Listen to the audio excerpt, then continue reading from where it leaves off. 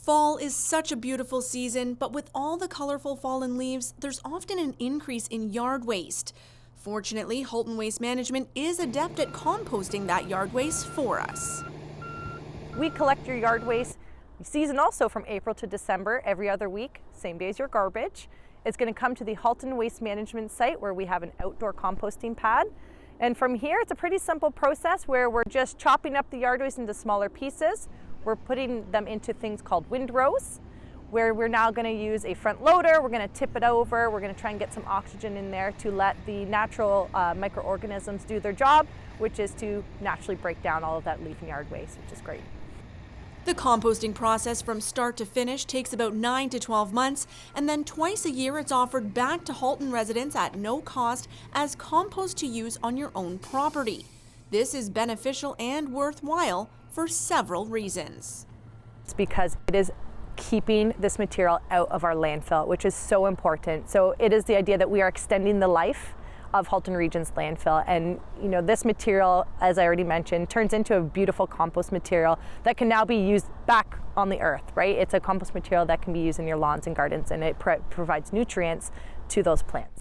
It is important to properly sort your yard waste from your garbage and non-compostables. Nicole Watt reminds us what can and cannot go in with your yard waste. Of course, it's your leaves, sticks, twigs. There's lots of stuff you can put inside your yard waste. This time of year, we have fall decorations. Some people may be celebrating Halloween, so lots of pumpkins, gourds, and corn stalks. They can also go into the yard waste program. Now, I always just remind people that you have to remove any sort of candles or plastic decorations, things like that. So just kind of look out for those things. But of course, there's always the do not put these in your yard waste, which would be things like large tree trunks, tree stumps, things like sod, rocks, clay, grass clippings, another big one. While this program does include leaf pickup, keep in mind that those leaves are useful on your own property as well. So you can put them in your garden, and they're going to provide that home for our natural pollinators. And it's also actually really great to protect your plants in your garden because, of course, over the winter, that material will start to biodegrade. It's going to compost, and those nutrients are now going to go back into your own garden.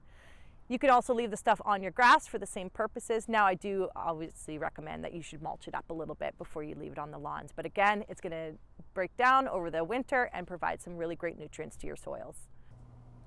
If you have any further questions about what is considered yard waste, visit halton.ca/waste. When actually placing your yard waste out for collection, there are 2 options available. So most people are placing their yard waste in paper bags, which is an acceptable bag, or you can use a rigid open lid container. It could be an old garbage can, or you can even purchase a brand new container, but you're gonna put a nice yellow yard waste sticker on it. This is actually a sticker you can get for free from Halton Region. Again, going on to our website using our very easy to use online tool to order that, or you can call 311. You can get that delivered right to your house, and now you have a reusable container that you can put that stuff in. Every item successfully composted equals less that ends up in our landfill, so the region thanks you for doing your part. For Halton News, I'm Jessica Kading.